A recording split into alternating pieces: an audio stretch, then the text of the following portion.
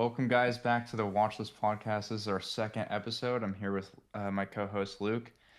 Today we're going to be just playing some fun games, trying to draft a perfect movie, do cut five or cut three, keep five, and then we'll also talk about our most anticipated for this upcoming year, since our last episode was Oscar predictions. So I think it's a good tie in there. But per usual, I think what we're going to do is we're going to start with what we watched this week. Let's try and skip our recommendation thing because we'll talk about that right after. So, Luke, how about you go first? What'd you watch this week? All right. So the week would start like let's say the 12th. I watched Doubt for school, which Yeah. is like kind of I've always heard of Doubt as like the like it's kind of like a joke like online, I feel like, cuz it's always like the super serious movie. But it's fine. I wasn't really too into it. I think like it's a lot about kind of um it's not really there to answer any questions, which I appreciate. And I mean, there's Philip Seymour Hoffman, Meryl Streep, and Viola Davis like pops in for a few minutes, and that's just like all time like greats, like incredible performance is Yeah. like Meryl Streep, like obviously, and Philip Seymour Hoffman is so good. Amy Adams is also in the movie, and I did not like her performance. I'm a little not on everyone's wavelength with Amy Adams, honestly. I don't know. I haven't seen anything I really love from Really? her. Not even like Yeah, The Master or anything? that's true. You got me there. All right, she's pretty good on the Master. I was Okay, just there we go. yeah, I don't know, but she just has like some roles in my mind where I'm just not. I don't really like. But anyways, Yeah. I watched Donovan's Reef, which is a John Ford movie. That's like really great. So much fun. It's on like Hawaii, like the whole time. It's just this like super tropical, like fun movie with John Wayne, where basically this girl from Boston comes in to this kind of like tropical, relaxy, beach vibe, and she's kind of very capitalist, American mindset coming in, and then kind of starts falling for this kind of like way of life. And it's a lot. It's very much like a hangout. There's a lot of like comedy gags, and it's really beautiful. And then for class, I watched Spike Lee's Get on the Bus, which is really hidden in his filmography, but it's really, really good and interesting. It's about the Million Man March, where there was like the leader of the Muslim church at the time called for black men specifically to all go to DC where he was going to be speaking, make like a big speech, and it's like this is a real thing that happened, and it's like a he speaks to President Clinton at the time, and so it's about like black men who get on a bus, and it essentially the whole thing takes place in a bus, and there are all different types of people, and it's kind of claustrophobic, and you're in that space for a long time, and it's really it's actually really good. Uh, then I rewatched Avatar: Fire and Ash in theaters. Incredible. Saw it in 3D again. Just real 3D, Okay. not IMAX, but Okay. still great. So much better in IMAX though. It was kind of like Okay. sad, Yeah. yeah, going from like IMAX to Did then you like it more though? I think I liked it a little. I don't want to say less, but like I think there were things that I was like, okay, maybe this is my least favorite one, but then there's also like highs in it that are so good that I'm like, this just could be the best one. So I Yeah. still have no idea where my ranking fits. I thought it would Yeah. help, but Interesting. um, yeah. And then I watched Wuthering Heights, the new Emerald Fennel picture. Um, I guess I'll speak on this. I really think it's a really, really big failure on so many levels. Like and even like who cares about, like, it's an adaptation, whatever, it's very different, doesn't matter, like it's a really bad movie. Like I don't you haven't seen it, so I don't want to like Yeah, speak too much very on it, interested.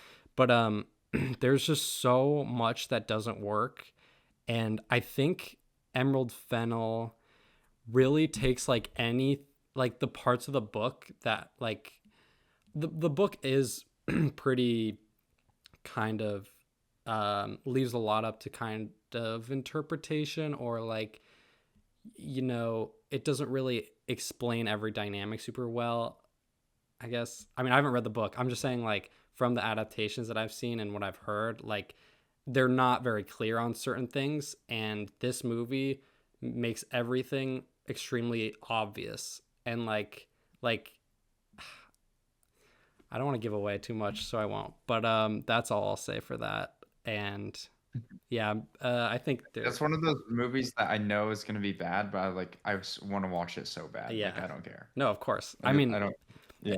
I was in a packed theater of most, all girls, like girlfriend groups, and then some old women, which was like kind of awesome. And they loved it. Like everyone loved it. And Yeah, I've been seeing stuff online where like these guys are like weeping, crying. oh, yeah, no, okay. Yeah, they're on. So I went with my girlfriend and she was sobbing at the end, and and then I'm like, what the hell is, like, what am I missing here? Like I feel Yeah. nothing, like not even close. And then like it kind of goes quiet and I hear the whole row behind me kind of like sniffling, and I'm like, oh my god, really? All right. Yeah, I really there's a lot of like jokes in the movie that personally really did not work for me, and everyone was dying, has like laughing so hard at everything, and I was just like, man, am I just like an annoying film bro where I just like can't have fun? I don't Yeah. know. Like Yeah. it was but it was, it's a movie at the theaters. So then I saw After Sun again. um Masterpiece, perfect Yeah. movie. So good. I Yeah. love so many.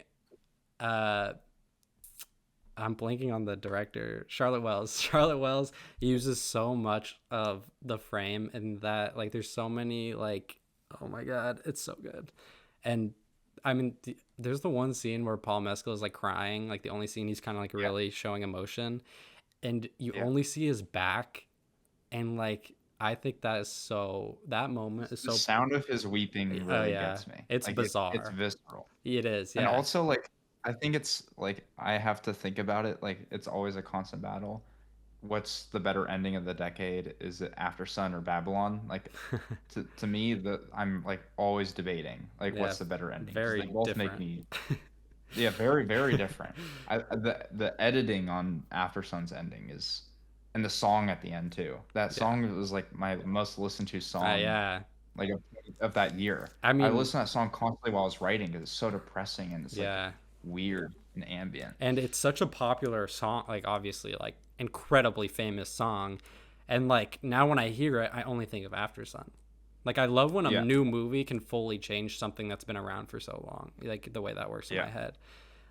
I Um don't know. Where's Charlotte Wells, bro? We need another movie from her. she's Like I haven't heard anything, she's coming out with a biopic about something. bro. Yeah, Why? it's, hold on, what is it? It's like, oh, I guess it's not on Letterboxd yet, but it's some like biopic about something strange that people are like really upset about, on like Twitter discourse. Damn. Which, it's like I think she's so competent that I have faith, but we'll see. And then I watched M. Night Shyamalan's Unbreakable. Really great movie. I watched that with like a bunch of friends, and they were all like really like loud talking, so it wasn't the best experience. Um, but I mean, they liked it, and I was like showing them it basically, Yeah. and so that was cool that they liked it, because they don't really watch movies that much. Um, but yeah, I don't know what really to say about that movie. It's shot incredibly well. Um, like obviously M. Night knows what he's doing. Uh, Yeah. and I rewatched the 1939 Wuthering Heights. Oh yeah, I saw you Yeah, saw it like in the span of 8 days or something. yeah, I was like, dang. probably. Well, it's because I watched the new one with my girlfriend, and then I was just like, you watch the original with because it's my favorite adaptation that I've seen so far, and I'm like, I think there's stuff in this that like you can kind of see ideas in this. It's not a great movie. I don't think it. I think it's very good, but it's got issues for sure. But there's like stuff in that I think are really compelling, and um, there's like a famous scene that happens in other adaptations too that Emerald Fennell doesn't have, and it's in this one. I just wanted to like show her Weird. like a good, uh, Yeah. better movie, I What guess. was her verdict? Did she like it better? She didn't like it better, but I don't think she was going to just because it's old and the new one has Jacob Elordi and Margot Robbie. You know what I mean? Yeah. But Yeah. yeah, I mean she liked it though, so I'll take that. Then I watched Chime, the Kiyoshi Kurosawa movie, which I liked. It was good. I wasn't as big on it as other people who think it's like a masterwork and all of this. Um, I was pretty tired. I watched it like really early in the morning, and I think I might even like it better on rewatch. But there's like really good digital filmmaking, like good blocking, really good lighting, and like it creates like paranoia really well. We have it rated the same thing, and I think on rewatch I like it more. Hmm. The reason I gave it only a 3 was because it's like, what is it? It's like it's 45 minutes. Yeah. It's like in one ear out the other, Hmm. Kurosawa. So it's like when you compare it to like Cure or Of Pulse, course, yeah. like it doesn't, like that's what's make it hard for me. It's smaller. Like I like it, but Pulse I have at a 3.5. Like it's not close to Pulse for me. You know what I mean? So I just Yeah. have to like do something. Right. Like Right. it's good for what it is. Yeah, I haven't I seen agree. Pulse. I really want to watch that. Um, Pulse is Pulse has probably the scariest scene in it I've ever seen. really Like they're cool. super weird. That's Super weird. awesome. And then to finish, I this morning I watched Marvin's Room, which is for school. Have you you know about this movie at all? No, I saw you and I was like, what is it? Leo and Yeah, who is it? it's Who's Meryl the Streep, girl? Diane Keaton, Leonardo DiCaprio, Diane Robert De Keaton. I was Niro, like, Diane Keaton and Leo? What? and yeah, I mean it's an actor's movie. It's based on a play, and so it's a very like script heavy um, film that's like very for actors, and like it's very clear the plot really is not um, interesting like at all, like on like a plot level, but the a lot of times like the performances are just so good that Yeah. you're it's good. I think like it just kind of falls flat because it's about two sisters, and I think their dynamic is pretty simple actually, and but Leonardo DiCaprio's character is like this young delinquent kid, and he's so good, and that character is really like the dynamics with his character are really fun. So there's it's worth a watch, I think for sure. But yeah, that's what I watched. Cool. I mean, I've been watching a lot of good stuff. Okay, Like, it kind of gets me nervous when I'm like that because it's like, man, am I being too lenient? Like, right. sometimes when I'm in a groove like that, I purposely watch crap movies just to like level out the playing field Right. and stuff. So I started the week with To the Wonder, which is a Terrence Malick Oh, I film, did not know you watched that. and it is so good.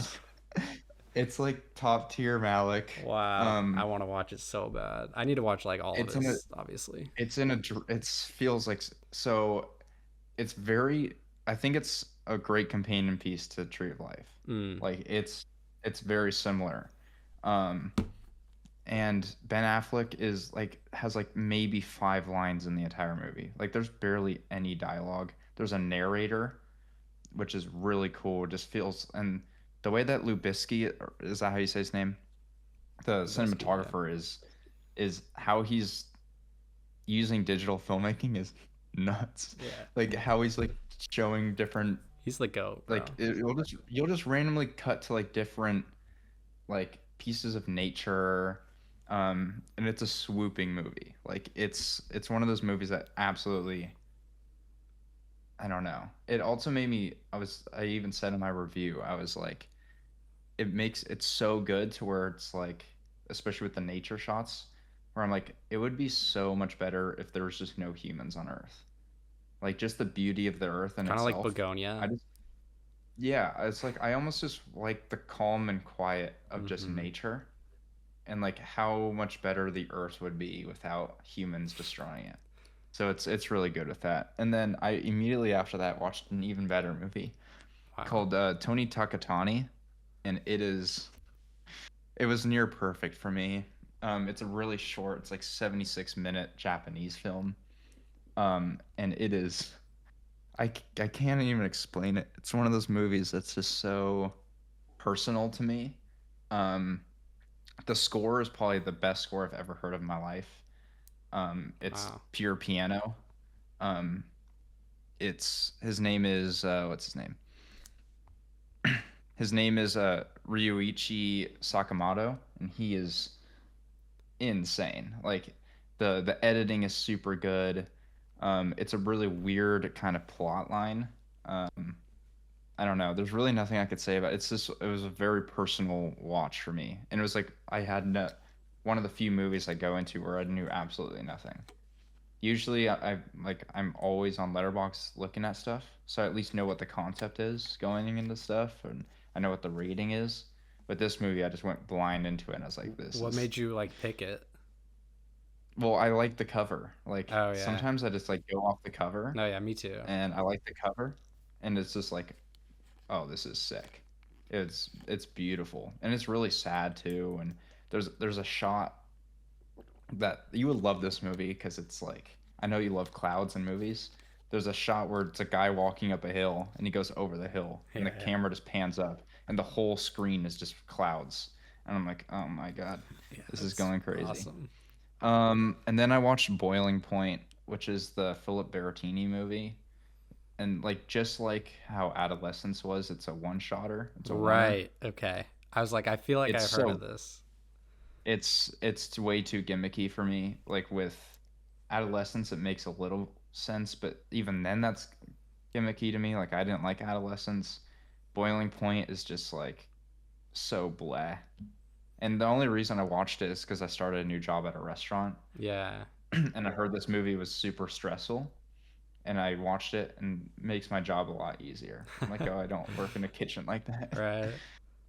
And I don't understand the ratings on that movie. Like Boiling Point is like Very a high. 4.0 or something. Like Very what? high. People like one take movies. Yeah. The people Like do, the common honestly. people, like 1917 people eat that crap up. Oh yeah. It's because they're Very like true. cinema.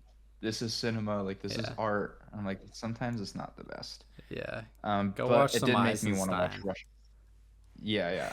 It makes me want to watch Russian Ark. Like that's a movie that's been on the top of my watch list for a long time.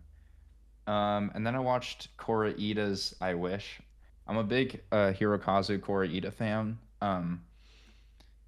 I think he's the new Ozu. He's very. I mean, it's very obvious. He's Ozu. Like he's Ozu with camera movement. Um, it's this very subtle Japanese filmmaking. He works so well with kids. I think he's better than Sean Baker at working with kids. Like he's the amount of like I Wish is completely kids. Like the whole lead is the kids, and it's super good. I just didn't like the plot at all. Like it's just so it's way too like PG for me, where it's just like, oh, we have to watch these trains pass each other when we get one wish, Mm. and the kids leave school and they go on this adventure to go find these two trains, bullet trains that are passing. Like, is it It's corny? cute, but it's corny, but it's cute in the moment. You Okay. know, it's like cute watching these kids play around. It's just like the plot. It's like, why do I care about your wish to and their wishes are stupid. It's like, it's like I would use that wish to like change the world. It's like All right. I wanna draw better. I Stupid wanna learn kid. how to cook. I wanna learn how to cook fish. It's stupid Oh stuff. please. And then I watched Gregor Rocky's Totally Fucked Up because I think it's the last Gregoraki movie I haven't seen Oh before wow. I Want Your Sex comes out. Like I love Gregoraki. I think he's maybe the LGBTQ filmmaker for me. Like he's fucking amazing. Um, and a lot of his movies tend to linger. Totally fucked up. I think is his directorial debut. I might be tripping. I think it's maybe his first or second movie. It's very early Iraqi. Um, not good. Like Mm. I was really disappointed. I thought I'd like it better.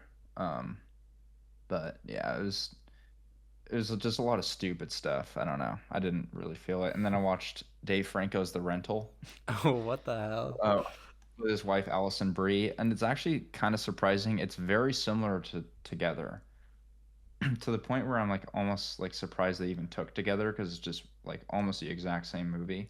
It's like Really? an Airbnb movie where, but it's actually funny. It's very slow burn, which is the thing that actually bumps it up from a 1.5. It's slow burn. It's not really scary. It's like Okay. it's kind of just vibes Is it in a horror house, though? and Like, yeah, it's horror. Yeah, okay. Oh, he directs but it. yeah, he directs it. Yeah, it's Wow. directed by Dave Franco How is and he at starring his wife. directing? I mean, it's just so when an actor directs, it's just so basic. Like there's nothing crazy. They're not taking Yeah. It's risks. usually like It's pretty like simple so that the performances can like control yeah, it. it's very similar to who was it? Anna Kendrick who did that the Woman of the Oh, I Hour didn't movie. watch that. Yeah, it's like very similar in vein to that. They always end up being 2 stars, like no matter what. And then I rewatched La La Land for Valentine's Day because I was lonely. I was like, let's watch La La Land. Yeah. It ended up not being a 5 star at the end of the day. Um, but I mean, it's a good Why movie. It's not? Why not? I think I think the thing with La La Land is like, first of all, it didn't make me cry this time, which it usually does, and the ending to me, especially after rewatching Babylon last month, and Babylon's like in my top five. The ending to me just seems a little too cliched of like, oh, this is what could have happened type thing. Like it didn't feel as epic to me. Like it wasn't sweeping over me emotionally. Hmm. And to me, like 5 stars are beginning to be like they have to be emotional. Like I have to be tied to them in some way. Hmm. And then I watched The Crowd because ever since you watched it, I've been wanting Yeah. to watch it. So I was finally like, I'm gonna watch The Crowd, and it's so good. It's The first great. half is pure perfection. I think it starts to die off a little bit once they get married. Um, like I didn't really care for it's a pretty long sequence of like them arguing in their apartment, Hmm. and I just like didn't really care for it all that much. Like arguments in a silent film is like really funny to me. Like, Because you can't really feel it, you know. yeah, It's like a they're just little making dissonant. faces. Yeah, they're making faces. The ending's really good. It's just it kind of died off in the middle. I'm beginning to appreciate silent films a lot more as I get into it. And The Crowd is like master, and Vidor is like one of my becoming one of my favorite directors. Like, I like. I've only seen two of his, and they're both like my favorites. yeah, like he's what's the movie I want? I literally just watched it, and it's like a 4.5 Is for it Stella Dallas. Stella? Yeah, yeah. Stella Dallas is like pure, and I really want to see Fountainhead because like you have that highly rated, and I I'm like do, that looks really which good. apparently is controversial. It looks good, like it just by like the look of it. Yeah, no. And then I watched Soderbergh's Side Effects, Oh, which cool. is really really cool. iPhone one, It's a right? really interesting. Is it Is iPhone? it? I might be wrong. I haven't seen it. I don't think it is. Okay, I don't. I It's actually don't definitely think it not. When is. you look at I it. think I was thinking of a different Yeah, one. but Rooney Mara, oh my gosh, she's a 10 out of 10. She's so pretty. Like she's good at acting and she's Yeah, pretty. she's incredible. Um, Channing Tatum's in it for a little bit, and Jude Law has like this very psychotic role, which I think is played very well. I mean, Jude Law is kind of perfect for that role, but Rooney Mara is like it actually plays a lot like Parasite to me.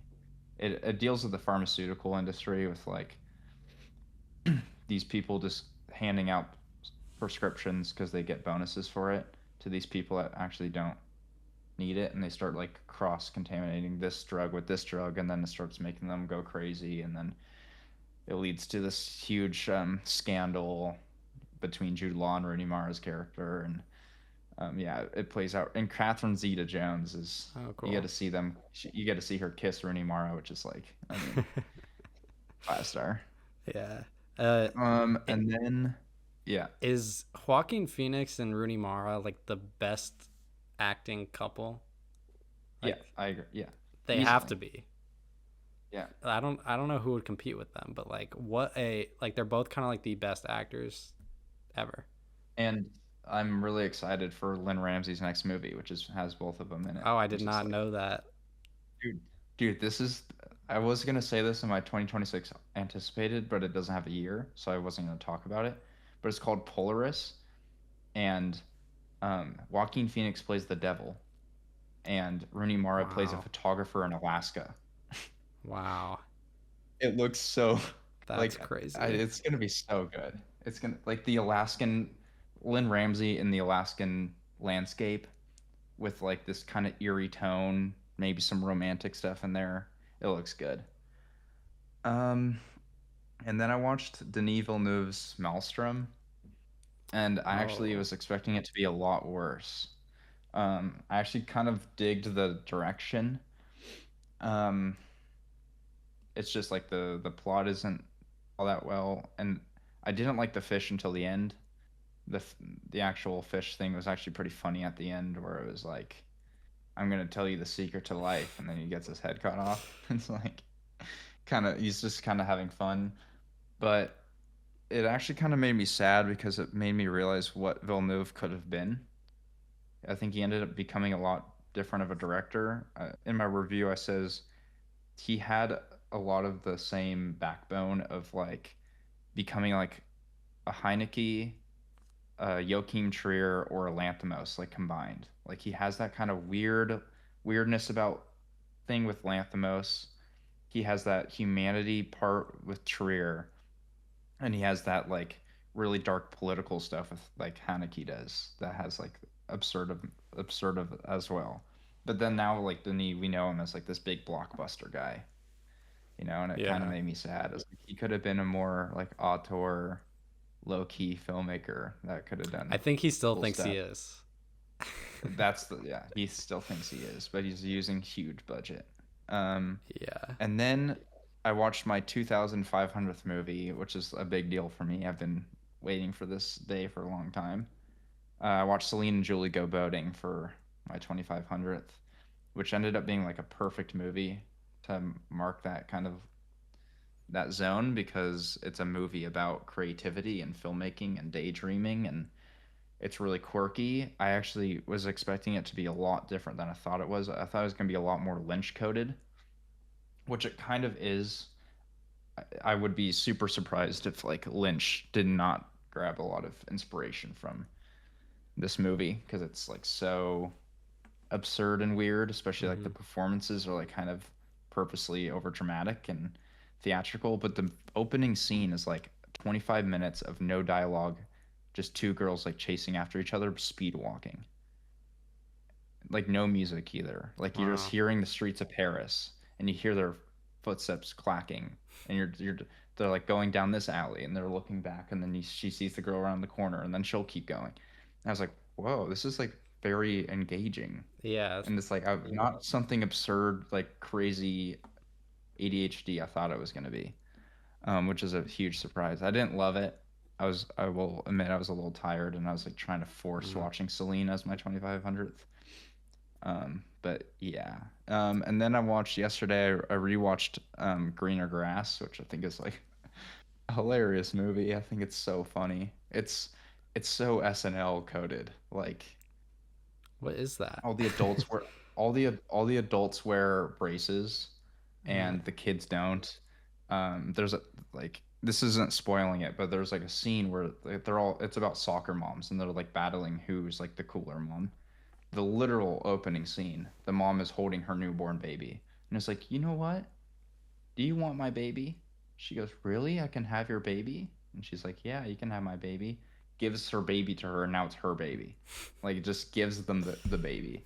Um, and Interesting. then and then there's like a scene later where they're watching the soccer, and then she picks up the soccer ball, puts it under her dress, and her husband's like, "Oh, you're pregnant again?"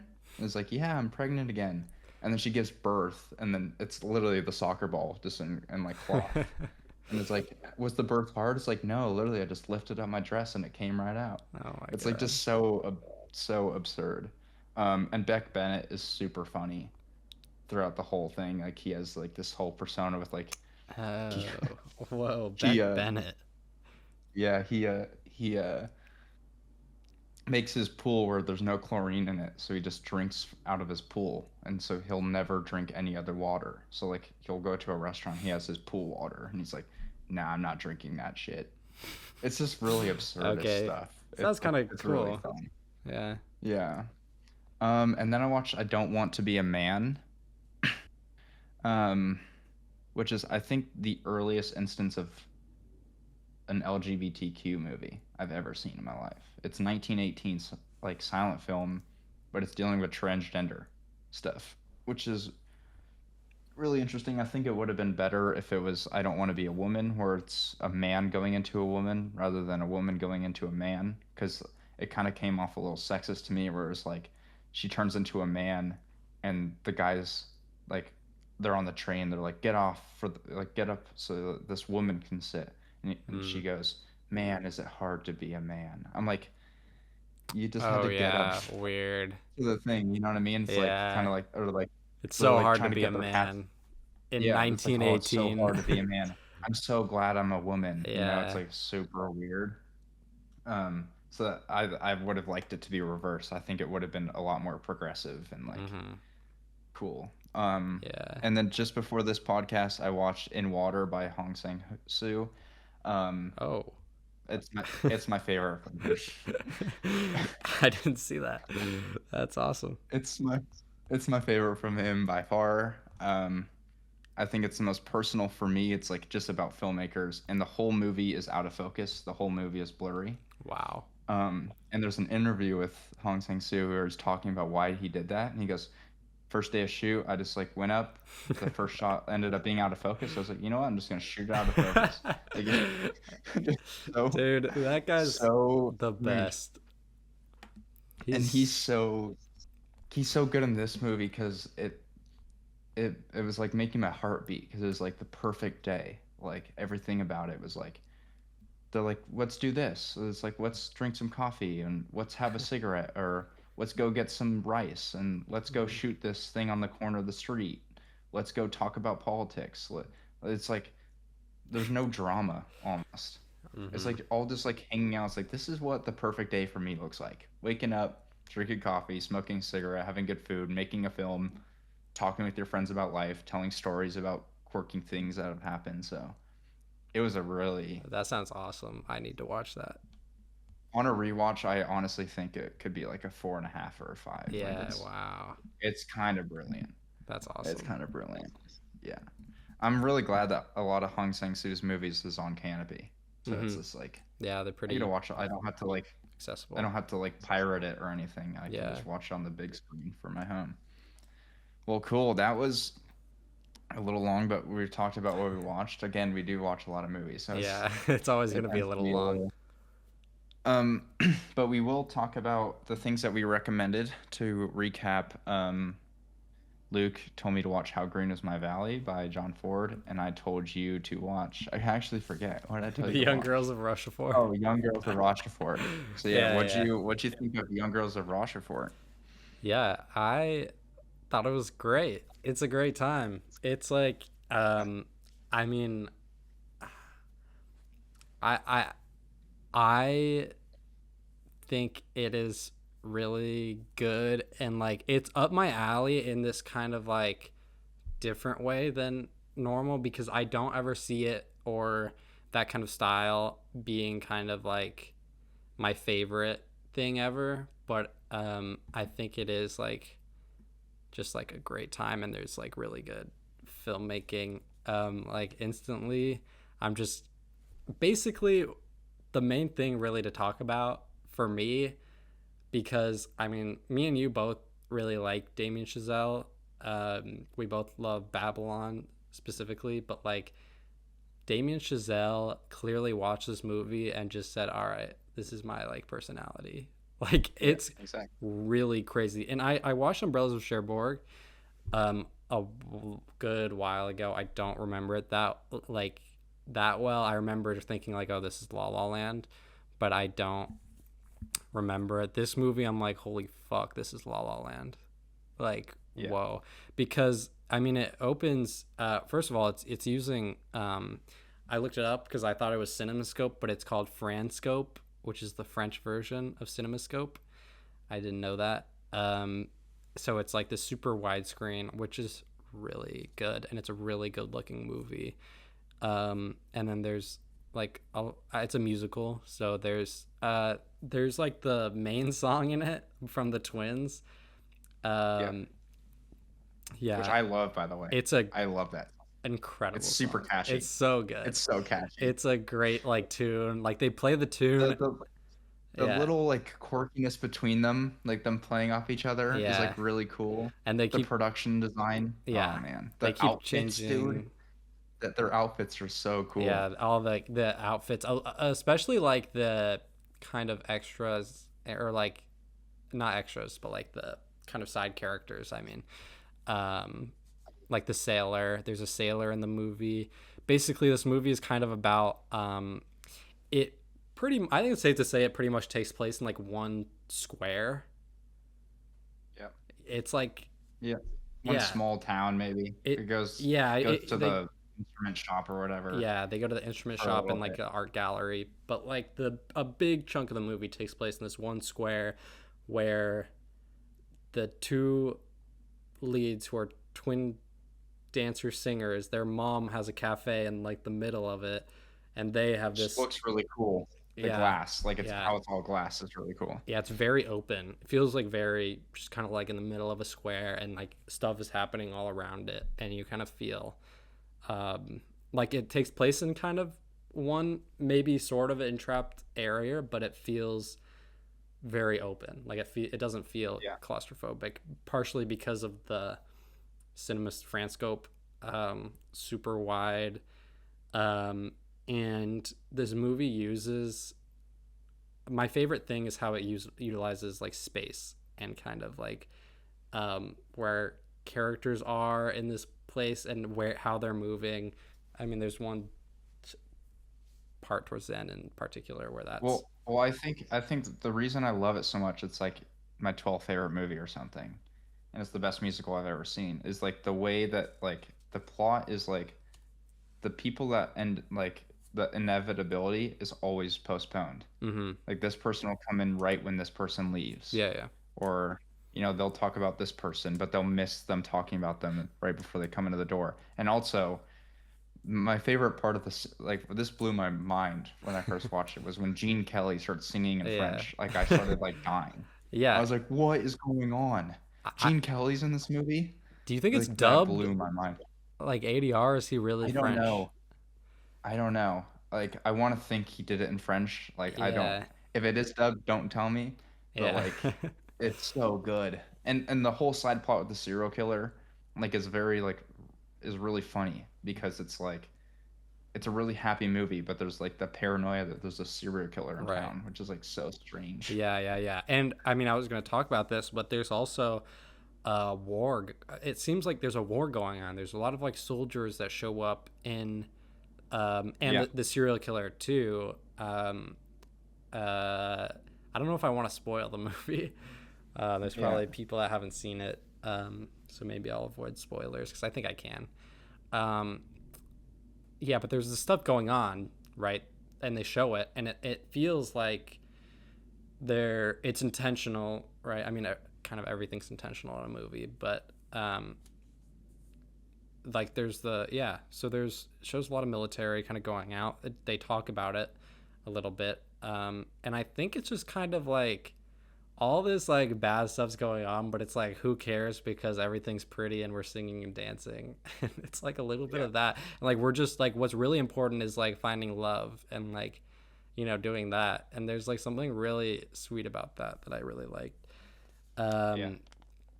Yeah, I mean the Damish illness, I kind of have to like address, I feel like, because the songs, even the main song, I'm like, this literally sounds like one of the songs in La La Land, or like the main, like there's like the rhythm to it is like almost exactly the Yeah. same, where I was just like, I feel like I heard that before. It's not like quite the same, but it's like so close. There's even like a part where at the beginning where one of the twins plays like a trumpet, and then it goes into like like a Yeah. jazz like thing, and it's like, okay, come on. Like Yeah. it's like getting ridiculous at this point, and it like keeps happening. And so in a fun way, like I'm not saying that as like a negative on Damien Chazelle or this movie. Like Yeah. it's a fun way of making movies. It's not like particularly my um favorite, or like something that like I feel like super connect to, or like anything, but I think Yeah. it's very fun to me still, and I really enjoy it. There's Yeah. even like a lot of like crane shots of like, and there's long takes, and it's like a lot of crane shots like moving throughout the space, and a lot of like extras in the background, like they're walking and they run into extras, things like that that feel so, La La Land, Yeah. Babylon, um, and yeah, and there's, I mean, they're like really long takes, and they like, there's like the part where they're all dancing in the square, and then the crane goes up and then into their dance studio, like all Yeah. in, and it's like it's really good, and they do like Yeah. a really good song. Um, yeah, so the main kind of like romance that is fun, I think it obviously like the lead, Delphine, and there's a blonde sailor, and the blonde sailor, um well, I think first Delphine goes into this art gallery, who the guy runs it is in love with her, but she doesn't want him. Actually, I think this happens second. Whatever. There's basically like a portrait of her in the gallery, and it looks exactly like her. Yep. Yep. Yep. And the gallery guy tells her, yeah, the guy who drew it says it's like his soulmate and his dream girl kind of thing. And like, she's like, oh, then he's my dream guy. I have to find him. And he's like, well, sorry, he's gone. And he keeps kind of lying to her, sort of lying to her, that he's like long gone. And the whole time in the movie, you're also following the sailor who painted the portrait of her, who keeps talking about this love that he can't find and all this stuff. And that's kind of what we were talking about, like when they're going kind Yeah. of back in and out of the That's space. that's why I love it. That's why I love it so much. It's because like you know what's gonna happen, but like the anticipation just gets my heart beating to Yeah. where it's like this is like true love, and they need it. They need it. And then when it actually happens, you're like it's like a release, Mm-hmm. and it's like, oh, this movie is perfect. Like Yeah. you just can't. I like to me, I just can't deny it. Like how I was saying earlier, it connects. I think it's not like a personal connection. Like I don't see myself in anyone, but I think the way that the movie makes me feel is unlike any movie. Like the way it's impacting me during my watch. Like I just can't physically stop smiling because it's like the set pieces, the songs, the costumes, the actual plot line. Like you could have all the set production design and good songs you want, but if the story's not good, it would still be a good movie to me. Yeah. But Yeah. then the Yeah. fact Of that the course. plot line is in and of itself amazing. It's like okay, like this Demi guy knows what he's doing. Yeah. Which I do need to Hot see take. more Demi. Yeah. Yeah. Me too. I do need to see me. Like I've only seen. Have you only seen Umbrellas as well Yeah. in Cherbourg? Yeah, and Umbrellas of Cherbourg's a little harder because I don't like the song style because it's talking. Mm-hmm. It's like talking singing. The whole movie is singing, which can get kind of annoying, like Les Mm-hmm. Mis to me. Yeah. Yeah. But I mean that movie's so pretty. Yeah. With the like them kind of, it's like, oh, when are they going to get together, and you're anticipating them getting together.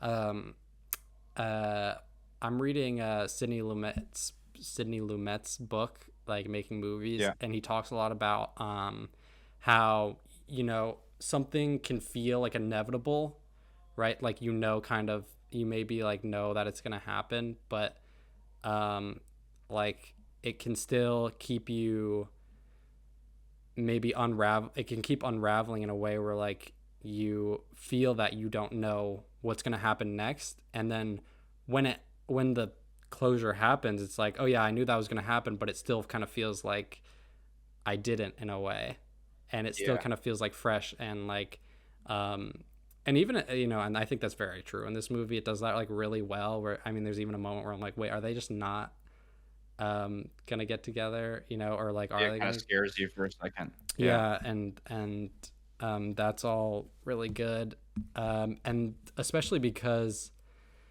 there's like Gene Kelly pops up in this movie, and it's just like he pops up in a meet cute way, Yeah. which is like the best way to introduce Gene Don't Kelly. they like run into each other or something? Yeah, she like Or drops her something funny like that. papers, and then Yeah. he's like picking them Yeah. up, and they literally like go up and look at each other, and Yeah. it's really funny. And then so there's like a love kind of plot with them who um kind of are separate. They have the meet cute, are separate, and then something has to bring them together, right? And there's that. There's also the twins' mom who runs the cafe. She talks about this like long lost love of hers, who is the guy that works at the music Yeah. instrument store. Um, and he talks about like this this girl, and you're just like, oh, there's another one. Like there's all these like Yeah, I know. different couples who are like How separated. much romance can you fit in a I movie? It's know like overwhelming. it is It's overwhelming. overwhelming. He's also in love with the daughter a little bit, which like is a Yeah. bit strange, but it's kind of like it like weirdly works. Like it's kind of Because like I think he sees her as like right old love in as the daughter. yeah, yeah, yeah, yeah. And it's like it doesn't feel as like, I mean, they don't talk about it like too much, or it's like super weird. And then like, I mean, the ending Yeah. is really well done. Everyone gets their person at the end. That's all that matters. Yeah, yeah, exactly. And the whole like competition thing is cool too. Like in the square, where they're doing Yeah, like when they're the in the like red all the different outfits. shows. Yeah, all the Yeah, different shows. yeah, for sure. I and then again like I talked about the portrait of her that the sailor does. I think that's like such a fun detail. Like I love that that's Yeah, like, because it's kind of silly. Like he yeah, like paints this girl and it looks exactly like her, and it's a little like kind of ridiculous, but it's so fun because of that. And I yeah, really like, there's like a montage where it's shown again, and the gallery guy has a gun pointed at it, and I just love that like image. Like it's so fun. And everyone's also kind of like an artist, a dancer, a singer. They're all yeah, dreamers. It's like yeah. again, La La Such a Land. good movie, dude. Yeah. Well, um I'm glad you yeah, like. I'm glad you liked it. Holy cow! yeah, Like, no, I think it's really fun. I I mean, mean, I've been telling you about that for a long yeah. time about that movie. I was like, Yeah. I'm gonna force this guy to watch it. The only thing is like I'm not the big like musicals with a like which are heavy on music do kind of drag for me, and I felt that a little bit with this one where I Okay. was like it was Yeah. like a little too much music. Um that's just me though, and it's all not like I didn't even enjoy it. It just like as a whole kind of felt like a little bit like it was a lot of music, and the best song by far I think is the first one. Like that Yeah. main tune, and the rest of them kind of fall flat a little bit in comparison. And Yeah. so like, but then it's like at the same time it's like, okay, maybe that's not totally doing it for me, but it's like really pretty, and they're like doing these like really big like choreographed fun routines with cinemascope, and it's like cool. So yeah, Yeah. I give it 4 stars. Yeah, so I watched How Green Is My Yeah, Valley by John Ford, which again, similar to The Crowd, like I thought it was gonna be a 5 star like first 30 minutes. interesting. Mostly because I loved the narration to where there was like Hmm. almost no on-screen talking, to where it's like the narrator's talking like uh, I was like already thinking of my review. I was like, this is one of the few movies where you could watch with your eyes closed.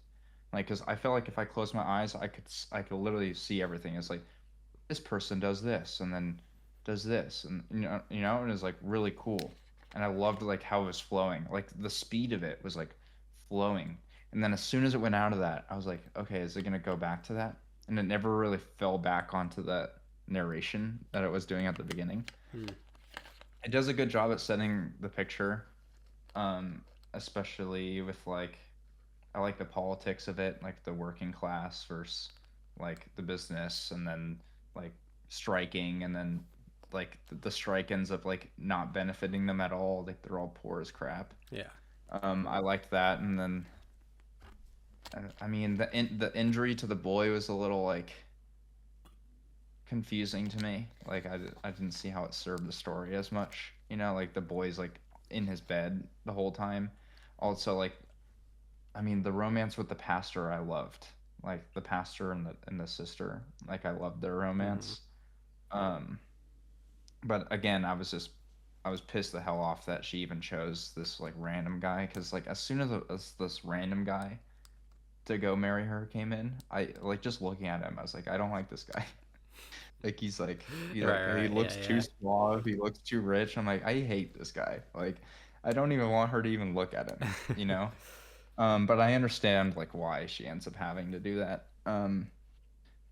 I mean, overall, I loved the feel of the community, like how they all like come together, and Yeah. um, it's fun. Like even thinking about it, it almost feels like it could work as a musical as well. Like Yeah. you know what I Weirdly, mean? Like it just has like like this big scale thing. Like everyone yeah. knows each other. I Yeah. also like the main character like going to school, and like the nice, like the nicer school. Another thing that pissed me off about the kid though is like he's like, I want to be a coal miner. I'm like, why? Like, you're going to this super nice school. Like you don't have to be a doctor. Like I wouldn't want to be a doctor, but you don't have to be a freaking coal miner. Look how much they're getting paid, like $1.70 or whatever it is. Um, but yeah, I mean, there's like little things, like little plot lines where it's just like, oh, it's just like John Ford's like just trying to serve a purpose. But overall, the feeling like the movie felt like a fantasy to me. Yeah. Totally. Maybe like I mean, especially when the bell starts ringing when there's like an injury or a fire on the oil field. Yeah. I love how everyone rushes. Yeah. I mean, I that love how scene everyone, is incredible. I yeah, think. everyone drops what they're doing. Like that's how you know it just feels like a community, even when they don't like the father for like not striking. I guess like he's not wanting to strike.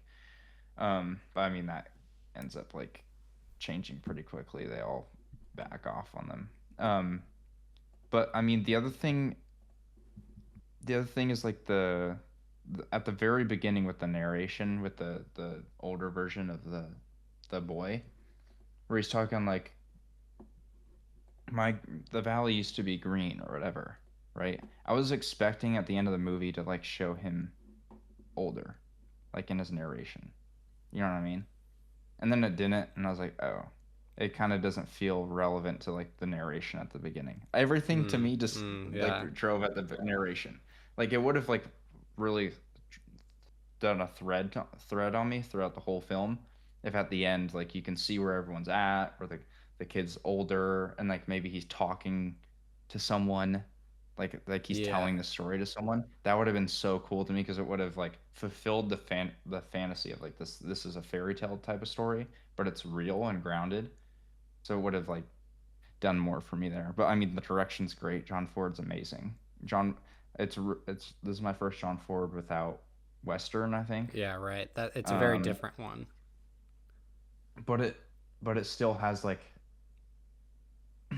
the thing about Westerns is like that close knit community with like the one road almost, and how Green with My Valley almost has that like one road where everyone works on Mm-hmm. because they're all singing as they're walking down, and Mm-hmm. you'll see stragglers go into their houses. Um, Oh, the little boy's romance with the sister-in-law was Yeah. hilarious. Yeah. Like, I was like, I want them to end up together. Yeah. Like, I know.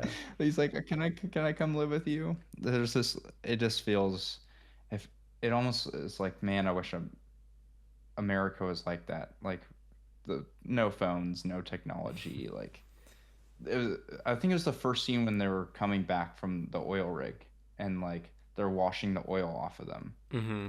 Like to me, that felt like the American dream. working really hard all day, Right. working really hard all day and getting dirty, and then coming home and just having the joy of like hot water, like like I felt that. Like I felt dirty and then I Mm-hmm. felt like I got cleaned in that moment. And then like having this really good food and I like how they don't talk when they're eating. Like it just like Yeah, yeah, because yeah. the food's so damn good. It's Like there's just all these little moments of like this is a culture of a family and yeah. like a, and it takes place in England, right?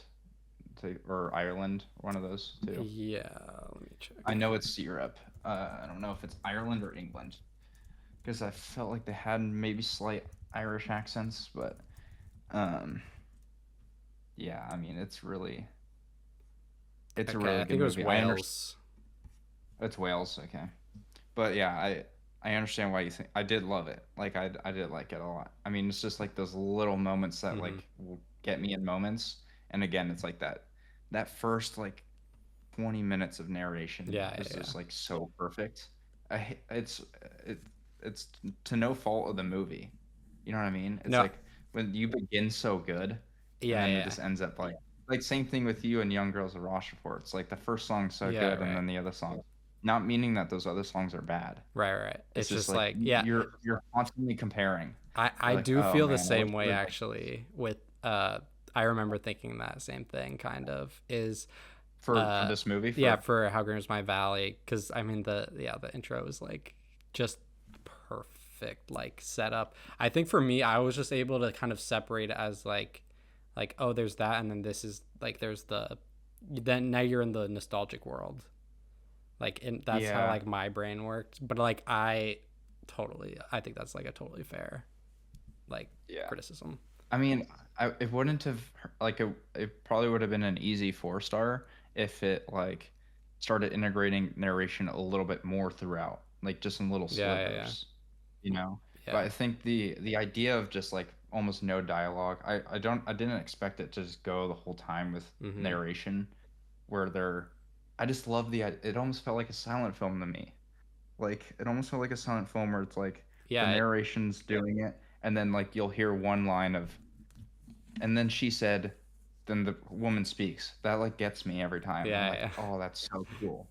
Like, Yeah, it's it really just good. feels like you're reading a novel, and it's so amazing. It feels like an old American novel from like the 19th century or something. Mm-hmm. Um, but yeah, it's great world building too, and like a little small environment. Yeah. Um, What'd you think of the like you talked about it, the oil scene when I everything kind loved of it. goes down? Did it I shock loved you? it. It did. It reminds me of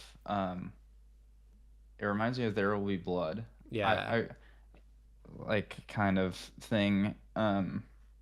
Now that I'm thinking about it, There Would Be Blood, a lot of similarities. Like the whole opening sequence of There Would Be Blood is very silent, and then it kind of goes off of that, I guess. But with this movie, I felt, yeah, it shocked me a lot. I mean, it was, I for sure thought like something else was gonna happen, and then Mm-hmm. like it just kept like flip flopping because you just never know. Like the the crane comes up, and then they're gone, and then you're like, oh crap. Yeah. And then when the kid goes down there, first of all, I'm like, why are they even letting this kid down there? Like, this is not safe. I guess it's a different time where there's no Yeah, safety right. regulations. But I mean, yeah, that was a really good scene. And again, it was very close to being a 4 star for me. And again, rewatches are very important to where Of like I have course. the context of like this is what the beginnings can be like. I can expect it to be like this, so maybe go into it with a different mentality, like maybe the mentality you had when you watched it. But yeah, I mean, both good movies. I'm glad Yeah, yeah. we're being smart about our picks because like I don't want to come back and just be like we need to keep a streak. We got one tally for each person of like, Yeah, okay, yeah. good movie. Yeah, yeah, yeah. Whoever like keeps it going the longest. Yeah, yeah. I'm gonna purposely botch a review just so they Right. like yeah. Mm-hmm.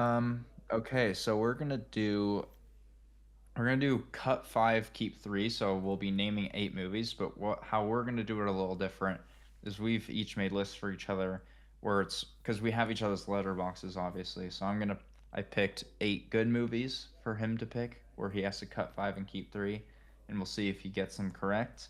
And then same thing with bad movies, and it's all strategy to see like how if Yeah. you can trick some people. Okay, so we're gonna go. Gonna go one by one, and then Luke will say if he wants to keep or cut it, and I'll keep All right. tally as well of what he's keeping and what he's cutting. Um, this will be funny. I'm really excited because I try to pick like interesting things that will will get you actually thinking. So the first one I'm starting with, Let's hear it. which will probably throw you off like immediately, is American Honey. Okay. You know, that's the Andre Arnold. Yep. Okay. I Shia LaBeouf. I really like that one. So Um, it's a good movie. my professor actually was on the crew there, which is cool. I, man, I'll cut it because I think I'm gonna have. I feel like there's gonna be Okay. some good ones. Yeah. So he's cutting American Honey, Yeah. and then my next one is Shrek 2. Okay. Shrek 2, good one. I'll cut it. Yeah. Oh no, now I'm So scared. cutting. I don't know. He's he's cut American Honey and Shrek 2. Yeah. Now the next one is Dead Ringers Oh, by I'll Cronenberg. I'll keep it. Yeah. Okay. Yeah, that's a great movie. Dead Ringers is one of the few movies that will be a 5 star on me. It's like lingered for so long. Okay, Buffalo 66 is your fourth one. Keep. Okay. Yeah, I'm a big fan of Buffalo 66, you know. Yep. Good movie. Okay, we have After Hours. After Hours. Oh man. So I have two keep, two cut so far. Yeah, you're 2 and 2. All So you right. can keep 3 more and you can cut 1 more. All right. I'll keep it. I'll keep After Okay. Hours. Okay. Okay, next one is the Coen Brothers Blood Simple, their directorial Oh debut. man. Uh I'll it I like it. I'll cut it. Okay. I might So regret that. you've cut you've cut 3. You're So gonna we're fuck me the over. next two are good. All right. And I don't think I did because your next Okay. one is Scream. Okay. Incredible. Yeah. Keep. And then your last one is Dog Star Man. Oh, perfect. Perfect. I So you think I kind of nailed got you it. kind of got you kind of got a perfect list there. I Yeah. was hoping that you were I was hoping that you were gonna keep some early ones because you were Yeah. seeing that I was doing like a lot of 3.5s. Right. You're like, oh, guy's doing a lot of three and a Yeah. half, so he'll probably go down to some threes. So you're like keeping some of the 3.5s, then where you have to like, I was hoping you cut Scream, like that would have been really funny. Oh, yeah, Where yeah. you're forced to cut Scream Yeah. Or I'm forced because to that's the cut best Dog one. Star Man. I would I mean, hate which one that. do you prefer? I Is probably I mean, I don't know. They're so different. Like I know, but you know, Dog Star Man I think would be like cool to have in the list. yeah. Okay, well you All right. successfully Yeah, got I through think that I'm one, so happy with that. now let's I'm give very it to happy with me. that. Yeah. All Yeah. right, your turn. Do you want me to keep track of this so Sure, I can write it down? I can write it down too. Okay, yeah, you can. Yeah, okay, Yeah, perfect. yeah. All right, for your keep 5 cut 3, your first movie is Autumn Sonata. I'm keeping that. All That's the for sure keep. I'm keeping right. Autumn Sonata. All right. That's yeah. All right, your Now second. that does make me nervous though. I'm like, how many 5 stars is I have in my list? Yeah, yeah, you'll see. Uh all right. Your second movie is Phantom Thread, Paul Thomas Anderson. Oh my god.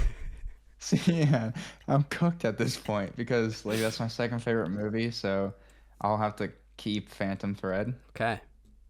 Keeping. She's got two keeps. You better be careful here. I Yeah. mean, your next one's After Sun, Charlotte Wells. We just talked about it. Okay. I'm trying to think about where that is in my ranking, but I think just for the sake of the oh man, maybe you want me to keep that. That's the problem. You might like want me to like you bait me with like a couple 5 stars and then you put After Sun in there and then I want to cut it. I'm gonna take a risk. I'm gonna cut After Sun just for the Okay. love of the game because I'm really interested to see. I think starting with three keeps is kind of ridiculous. Yeah, yeah. Fair. Uh, Blade Runner 2049 is the next one for you. I'm gonna I'm gonna cut it as well. Okay, okay. Yeah, I'm gonna cut it as well. Just because it is a 5 star right now, but it's like one of those movies that I know is gonna go down. So where it is at the Okay. rating doesn't really matter. I kind of figured that's what you like, that is the way you thought about it, and so that's kind of why I put it there too. Yeah. Yeah. I mean, I guess I didn't know, but yeah, so your next movie, right now you already have two cuts, so you can only cut one more and you can keep three more. Your next movie is Todd Haynes' Carol. I'll keep Carol. Okay. Yeah, I'll keep Carol. Keeping Carol. All right. And Perfect movie. the next one's The Irishman. Martin Scorsese. Ooh. So we have Irishman. So I can only cut one more, right? Yeah. And then I have one more to keep.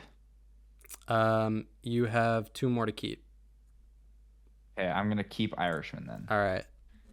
Because goated movie. All right.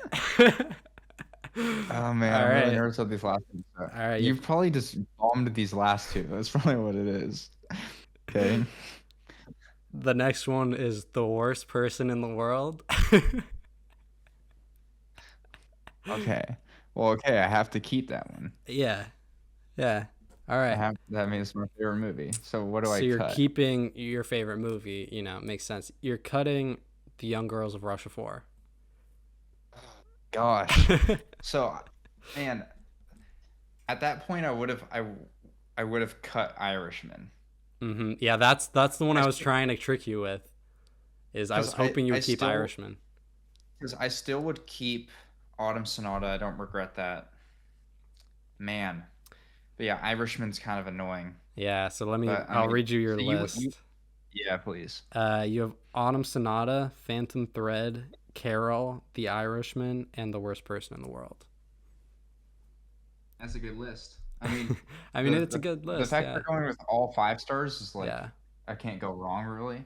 But it's hmm just all about like leveling certain things. Yeah. Um, I think the bad one's gonna be very interesting. Like this is gonna be more fun because we don't like you don't like any of these movies, so it's gonna Yeah, be it's like kind of which just one do like, I, where are I you don't want to keep putting. any of Yeah, yeah, yeah. these. Yeah, Like, what are you putting yeah, above other ones? Or, like, how are you feeling about them? okay, All yeah. right. So I'm putting in one that personally, and most of these I don't like too. Um, this movie's horrible. We need to talk about Kevin. Oh, okay. Um, I actually think I might like it more on rewatch because I've grown more fond of that director, so I'll keep it. Yeah. Okay, your second one is Ted. Oh God. I don't even know what I have that like rated. Oh man, I feel like they could be really bad, but I really don't like Ted. uh, I'll cut it. Yeah, cutting Ted. Your next one is Civil War. Oh, the Alex Garland. Yeah. Oh man. Pe- Garland's Civil War with yeah. Kylie Spain. People love that movie. They sure do. Oh my god. I mean, at least like it's like kind of a real movie, Yeah. kind of debatable. Yeah. I'll keep it. Yeah. I guess. Keeping Civil War, which means your next movie is the Best Picture winner, Green Book. Oh fuck. That movie sucks. It's so bad. Yeah, best picture winner. Um have you Had to seen put that in there. that clip of Spike Lee going, "It's not my cup of tea"? Yeah, Yeah, that's it's me. not my go-to. Uh, It's better than Crash, that's for sure. that's Winning Best Picture. yeah, probably low bar. Man, I really this is a lot harder than the good ones. I know. I'm gonna go with Cut. Um, Okay, yeah. cutting Green Book, which means you have one cut left, so you've cut two and you've kept two. Your next one is Hot Summer Nights with Timothy Chalamet. Okay, I'll keep it. Like Okay. that movie's kind of sucks, but whatever. It's not like it's like Okay. yeah, Yeah. I mean, that's a really bad movie. yeah, It's really bad though, but I was like laughing the whole time because it's like so ridiculously bad. yeah. It has that parts, and then it's also kind of boring, and like it's like really forgettable too. Yeah. But Your whatever. next one is Sausage Party. All right, Sausage Party. I'll. How many do I have left? So yeah, you can only cut one more, All and you right, have three all more to right. choose I'll from. keep it. I'll keep Sausage Party. I guess. Okay. Seth Rogen. Okay. So you have one more for each, and your next one is The Spectacular Now. Man, is that the one with Miles Teller Yeah. and Shailene Woodley? Yeah. Yeah, I did. I really did not like that. I'll keep it because I think the last Okay. one's gonna be terrible. This is really good because this is what I wanted. Your last one is Arrival by Denis Okay. Villeneuve. Wait, so I'm cutting that? Yeah. So Uh, you cut Arrival, but you kept Sausage Party and Civil War. that's fine. Fuck Arrival, bro. Fuck that movie. I just rewatched it and I did not like it. It was like Oh at a four yeah. and a half, and then I rewatched and it was a Wow. three. I was like, Wow. whoa, Yeah, that why did movie I ever like this really movie? ages really badly once you like think about it. Yeah. But I'll read it off for you. So you kept, we need to talk about Kevin. Okay. Um, you kept Civil War. All right. I don't know You how I feel about kept, that. yeah, you kept Hot Summer Nights, Sausage Party, and The Spectacular Now. And then you unfortunately cut Ted, Green Book, and Arrival. I I'm I glad kind of flopped on that, honestly. That's not a great. you cutting Ted over Sausage Party. Like I would have flipped those I don't even care because about that Ted, one, honestly. Like I might prefer the Sausage Arrival's Party. the bad Arrival cut. is better than Civil War. Yeah, Like that is whatever. I mean, it is what it I is. mean it's not horrible. I mean they're all bad Yeah, they're movies. all not good. Okay, your turn. Yeah, Boy, this is gonna be interesting. All right. Um, it's interesting because I only have like 9 half stars, so there's no way you could have only gone half stars. yeah, we'll see. Because that, um, all right. For your keep five, cut three bad ones. Your first movie is Shallow Hal. oh, what a rough movie. What a rough family movie. Let me Yeah. say. Okay. It's like one of those movies that your parents dragged you into, and Mm-hmm. they're like, "I swear it's good," and they're Yeah. like laughing. Or like you have some uncle that like swears it's the funniest movie they've ever seen or something. Oh, man, that movie's not good. Do I? I'm not gonna cut it. I'm gonna keep it. Really? All right. Whatever. All right. We're keeping Shallow Jack Hal. Black, bro. Or Jack keeping Shallow Black. Hal for Gwyneth Jack Black. Paltrow. Yeah. Um. There's a pretty face in there. Actually, that's not true. Yeah. Not quite. Well, I mean, she Not is. quite. Yeah. Yeah. Um. Okay. Then the next one is Battleship Potemkin, the Eisenstein. You Ah. have at 1 star. Film podcaster with a Battleship Potemkin at a 1 star.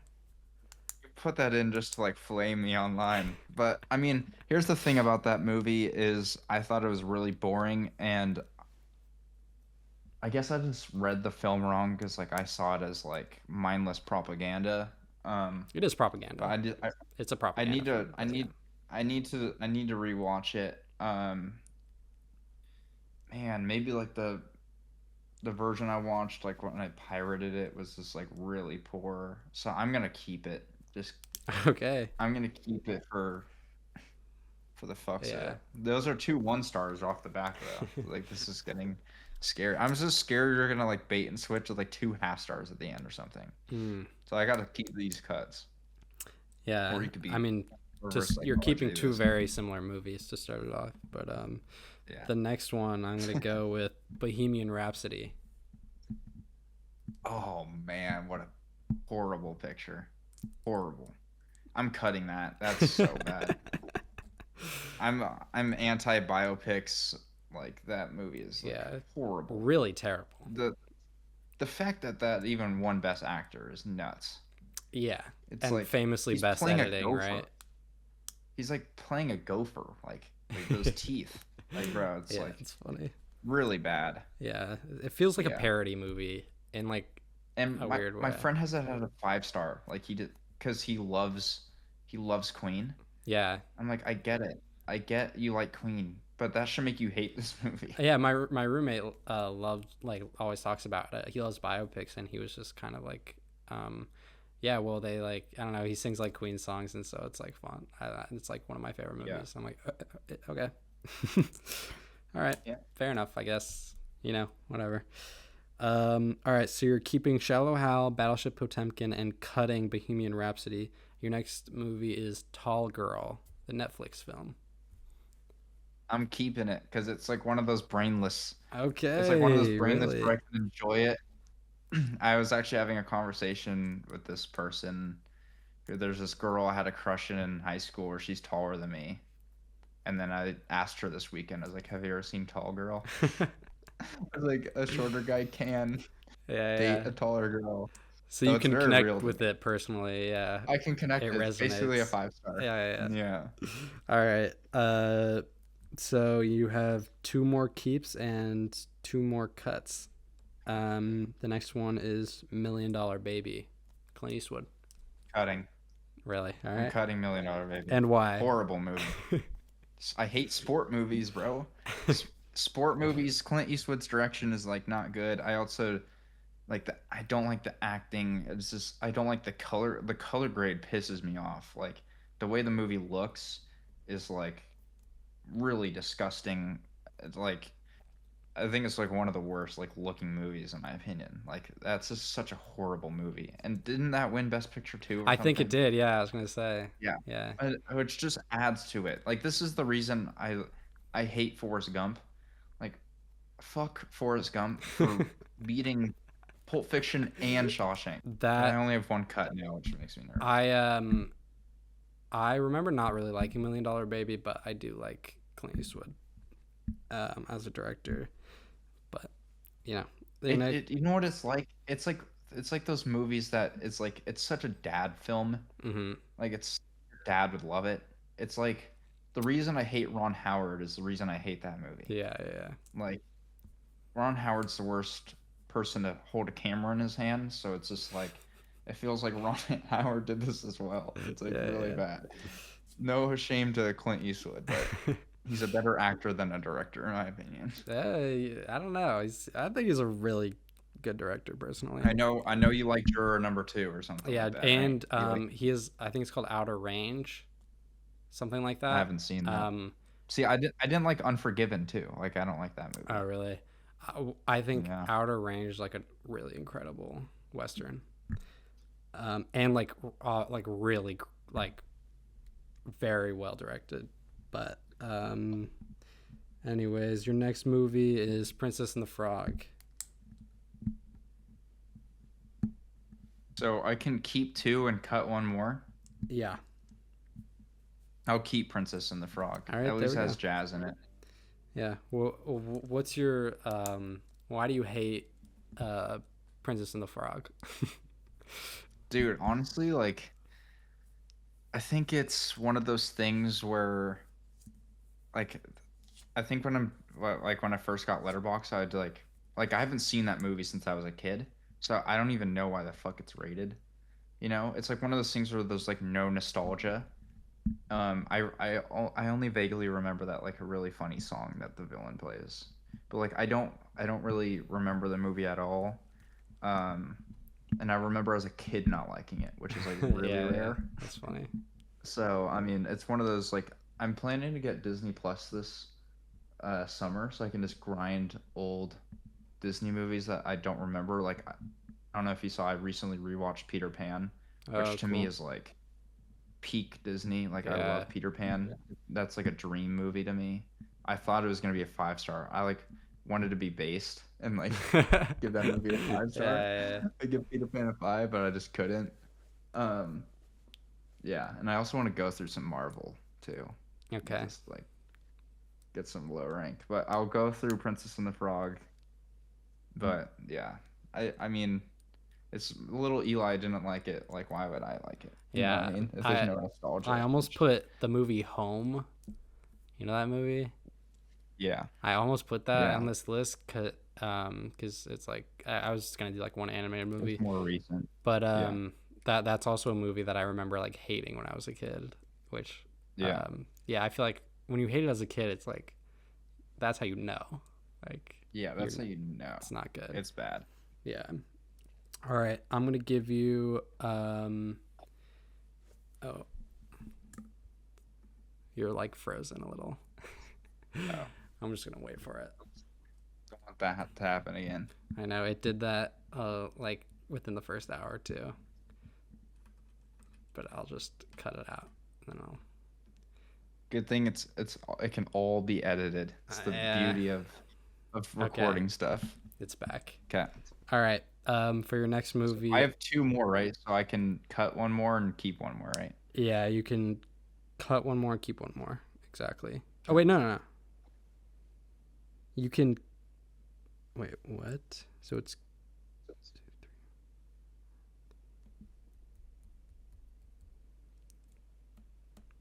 wait. Okay, so you're keeping Shallow Hal, Battleship Potemkin, Tall Girl, and Princess and the Frog. Oh yeah. Okay. Sorry. I'm like Yeah. Yeah, yeah. spazzing. All right. You can keep one, cut one. Um, all right. For your next movie, I'm gonna give you Midnight in Paris. Funny that we just talked about Woody Allen being a Yeah. good Yeah. But filmmaker. not He always. did not show it. He did not show it here. Man, do I hate that movie. Mostly because of its like I love Hemingway, I love Salinger. Like those are two of my favorite, and I just hated how they were portrayed. I don't care if it's realistic or whatever he thought he was doing with that movie. It also just I like Woody Allen when he's in the movie. Like I've realized that. Like he's really good within his own world. Oh man, that movie's really bad. But what are you putting at the last thing? I'm I'm gonna cut it. I'm gonna risk it. All And I'm gonna right. see like if you're trying to bait me. All So right. let's see what the last one is. And all right, I'll read you. Okay. Well, you're keeping your last one, which is a recent release, the Minecraft movie. Okay, I'm fine with You're that. fine with that? I'm Okay. I'm fine with that. All I'm right. glad like yeah, I'm glad I cut Midnight. You Yeah. I'm actually, glad I cut it for that. it's funny because the three movies you cut, I think, are all like Oscar winning. Isn't Midnight in Yeah, Paris? Didn't that win something? probably. I wouldn't be surprised. Yeah. Um, Well, okay, this is your list. what's the first one I cut? Bohemian Rhapsody. Okay. Yeah, I'm fine with a three. So I your cut. list is Shallow Hal, Battleship Potemkin, Tall Girl, Princess and the Frog, and the Minecraft movie. There we go. Solid list. Incredible list. Top five. Yeah, Top all five. time. The funniest thing is Tall Girl being in there. It's like really funny that Yeah, I kept Tall Girl. yeah. Um, but yeah, I'm glad. I mean, Minecraft movie you can at least have fun with the theaters and that. Or Whereas like not Midnight if in there's Paris. kids screaming. Oh yeah, I mean, I was one of those kids Oh screaming. yeah, Like our okay. whole friends were throwing popcorn. Like we're Yeah, just this thing. I think like we got super drunk before, yeah. and like because we just knew we knew what we're getting into, and like my friends never come to the theater, so it's just like Right, a right, right. whole event. Yeah, that's fun. Um, Yeah, and Midnight in Paris like is like a constant. You have your finger on the power button type of thing. You know, like you're just like get this movie off the planet. Okay, so we're going to draft a perfect movie. This will be the last little game we play. Um, Drafting a perfect movie. So the categories we're going to base it off of are we're going to draft a director, we're going to draft a cinematographer, which hopefully bends well with your director. Obviously, you want them to make it logical sense. I'm trying to make it. I don't know how you did it, but I've made it to where it make logical sense that these people work together. Doesn't matter about era. Like obviously, Yeah, like yeah. I was gonna Mifune say. could work with Mifune could work with Spielberg or Right, something like right. that, or Mifune could work with Charlotte Wells, whatever. Yeah, Like that's it's great. just all about it's just all about style. Yeah, Um, for sure. where it would actually make sense. It's not like the best of each category, right? That would be a completely different list. So yeah, we have director, cinematographer, lead actor, lead actress, supporting actor, supporting actress, composer, genre, desired length, and the format, which has a bunch of different things. You can make it whatever, silent, IMAX, black and white. There's a bunch of different little niche things that you can do. And we tried, or at least I tried. I don't know how you did, to where multi- people from different categories can't have worked together in some capacity, which for what you'll see later was really hard for me. Um, All right. so yeah, I'm going to. So we're gonna draft. I'll actually let you start. Um, yeah, I'll let you start. So we'll draft, and you can go in any order. Um, and the vision will slowly Okay. become clear as we draft more. Um, Yeah, yeah, yeah. yeah, here we go. What do you? What All right. category are you I going for think first? I'm the most worried about composer, honestly. Yeah. Uh actually, all right, I'm never mind. I'm going to pick genre just because I really want this genre for what I'm doing. And I'm Yeah, going to that's go important. with sci-fi. Okay. Yeah. Okay, you're going sci-fi. Yep. Interesting. Now I'm very interested to like see like director and stuff like that. Okay, sci-fi. Why are you picking sci-fi? Does it have to do with like your director who Yeah, you're working with? I think because I think I have a great plan, but and I don't want it to be. It'll become more obvious, but there's like an obvious genre I could do, and I don't want to do that. Um, yeah, I'll explain it later. But yeah, you Okay. pick, and I'll explain it later. I'm like kind of nervous for supporting just because I know you love her so much, like supporting actress. No. But I'm also like, I'm like very interested.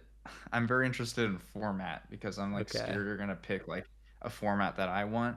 So I'm going format, and I'm gonna pick widescreen format. I want the Okay. widescreen format that I think it fits well with. You'll see later. Obviously, I don't think we could really talk about it too much before we have more of the vision here. But I want widescreen. You'll see later what my vision is. So yeah, All right. now you. We won't do snake draft if it's two people. It doesn't really matter. Yeah, yeah, yeah.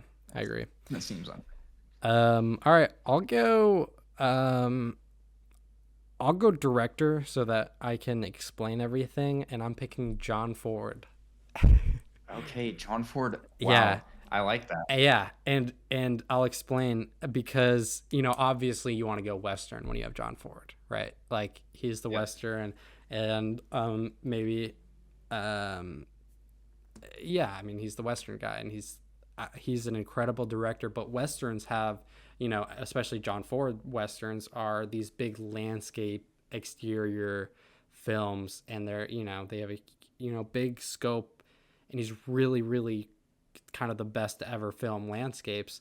And I'm just like, okay, what if we can translate that to like sci-fi, where sci-fi is also like you know prioritizes these kind of like big scope um you know land, there's a Yeah. spaceship, but also you can do things that have kind of like these landscape type Would you things. make it like a big scale like later Star Wars, or would you try and ground it like early Star Wars I to where it's like almost like one location type thing, or would you like be sprinting around the galaxy? I was thinking more like Solaris, Okay. 2001, like Okay. some, Yeah, that yeah, 2001. I mean, shout out. yeah. 2001, I think has more like maybe sets and like kind of the whole ending thing. There's kind of Yeah. more going on, I guess, Yeah. outside. I But think John Ford would also just make it really entertaining. Like he right, could do it yeah, really entertaining. Or it wouldn't be like 2001 where for a passerby it could be a little boring, you know. Like there could be some good exposition there. Okay, that's a good pick. I like the vision there. Now I'm interested about your actors. I'm gonna pick supporting actress just because I'm.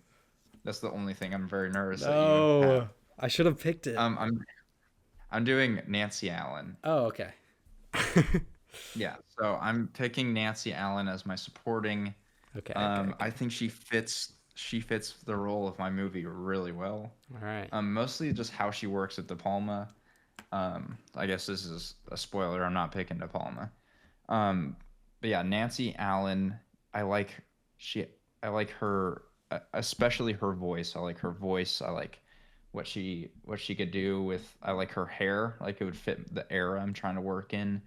Um, Kind of want to work in that '80s era as well. Um, so yeah, I'm picking Nancy Allen. That's a But cool pick. That's kind of yeah, um Nancy Allen on the widescreen is yeah, what I I got. know. I'm like I'm very curious who the director is.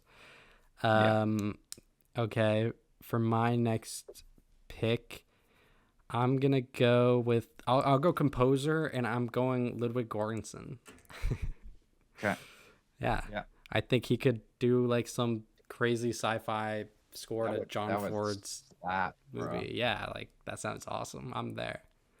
This is, you know what this is sounding like? This is sounding like Cowboy Bebop. You Okay, know what I yeah, yeah, mean? yeah, yeah. Or it's like that would have been cool if you picked like the composer of like Cowboy Bebop because that's those are very interesting. But Ludwig, so are you thinking more modern then? I mean, yeah, in a Yeah. I So mean, if John Ford was living in this era, sure. Or what if Ludwig was living back then? I don't know. yeah, Like, yeah. It's just um, it's just harder for me to understand how Ludwig would go back in time, cause whereas John Ford yeah, is so like a director could easily yeah. I adapt. think it would also. It's just like if the technology, there's so much tech now that I think that would be cool. Like John Ford would hopefully not use Yeah, that would be AI, but sick. Yeah. Um, I'm still like I'm in between like three people on my supporting actor, so I think I'm gonna pick them last. mm, Um, I'm gonna go director here just to give you a better view of what I'm going for. I'm going Thomas Vinterberg. Um, wow. so yeah, I'm going. My movie is very specific. So I was guessing you're probably gonna think I was gonna pick Trier or something. Um, but no, Vinterberg is like still that Scandinavian film style, but he has that kind of grunge dogma, but he's also Yeah. not like too he's also I think he's a great balance between the two Triers, like between Lars and between Joachim. Like I think he's a great transitional in between and kind of what I want with that grunginess. I think he'd work well with widescreen, which is like why I'd want it because I'm thinking like the Hunt type of color grading. Like I like that kind of fall season in Denmark, like um, very low key. So we have like completely different. Like I'm like kind of Yeah. grounded in Denmark with. Also, I think he would work well with Nancy Allen, like just using her. And you'll see like mostly the reason I pick Nancy Allen is based off of like who I'm picking surrounding her as actors. Like Okay. that's kind of how it's gonna work. So yeah, Interesting. that's what I've got so far. Thomas Vinterberg. All right. I like these picks. They're interesting. Yeah, this is interesting. I don't know what to take next. I think I'll go with um my lead actress. Okay. Actually, no. I'm gonna do cinematographer, and I'm going. Oh, We mentioned him earlier, Emmanuel Lubezki. okay, you know what's really funny? If you saw my screen, Emmanuel Lubezki I have Okay. as my number two. Oh So it was wow. between Okay. my other person. So I'm really glad you picked Lubezki because now I can get my number one. Okay. Lubezki is like kind of the vibe I was going for too. But yeah, I think my other person would work better. Um, dude, Lubezki and John Ford in Yeah, space, that would be I know it's kind of fire. nuts. Like I mean, I'm thinking obviously like the Malik stuff, like, and I think Lubeski and John Ford would just like be best. Like they would work so well together. Like I think Yeah. they would have a really interesting partnership. Yeah, I'm happy with mine so far. Okay. So I'm gonna pick my cinematographer just because you picked my number two. So you're gonna be very happy about my pick. Okay. My cinematographer is Steven Soderbergh. So I want Steven What? Soderbergh to DP my movie Yeah, because he's a great he is a DP as really well good as a DP. director. Yeah. Oh, Held really well. It's just why I want him. yeah, yeah, Um, held on Soderbergh, which is like by and large like the thing I'm looking for. Um, yeah, I think Soderbergh would work really well with Thomas. Um, and Nancy Allen's face. I think he could get real close to that. Also, just yeah, I think also just having a cinematographer who's also like a good director, like their collaboration would be really good. So I thought you would like that interesting pick yeah. because No, Soderbergh's obviously known more as a director, yeah, but I yeah. want him to DP my work. Yeah, So he's a good yeah, camera operator too. Like the yeah, yeah, he's that's a really like kind of crazy pick. Like yeah. for out of all the, I respect it though. All right, I'm gonna go with I'll go supporting act. No, lead actress, and I'm gonna go with Elle Fanning. Um, Okay. for obvious reasons. Yeah. Incredible actress, and I mean she was in Predator Badlands, and she's like I think she's like should be in a lot more sci-fi, and she's obviously got a great face and incredible talent. So yeah, Okay, so I got cinematographer Steven Soderbergh. You just picked lead actress. Man, I'm gonna pick length because this is something that I can take from you, where you can't do the length. Um, okay, I'm gonna do 170 to 180 range. That's my 10. okay, So 2 hours and 50 minutes to 3 hours. That's my 10-minute range. I'm gonna pick from. I want a long film, yeah, um, widescreen, handheld type shit. I think it would work really well. And you're gonna like even like for you, like yours kind of makes sense already. Like mine, like I still feel like I have to clarify some things, and I think you'll see with like my lead actors, like what I'm going for. But okay, yeah, got it. I'm gonna and my genre. You don't even know my genre Yeah, yet, I so mean I have an idea, but you could totally throw me off. yeah. Um, okay, I'll take I'll take a supporting actor, and I'm gonna go with Chase Infinity. Oh, so this is your supporting actress. Okay, Yeah, Chase Infinity. yeah. Okay, Oh, are we doing? Wait, two? nice. Yeah, you're doing supporting actor and supporting Okay, actress. that's fine. I have another. Uh, I thought it was just like one, but I have another Oh, one that could work. okay, cool. So Chase Infinity, the new star on the block. Yeah, I was like, Elle Fanning would be really good in space. Chase would look really good. Like both of them look like they could fit that like Princess Leia vibe. Like yeah, right, totally, I could see yeah, them with the like the hair bun. yeah, something like that. Okay. Yeah. Um. Okay. I think I'm gonna give you the genre just before I give you my lead people. Yeah, My genre is a romantic epic. So, I mean, it's a 3 hour romance. Like Nancy Allen on the back end. I think. Me putting Nancy Allen again. I was really close to picking Charlotte Gainsborough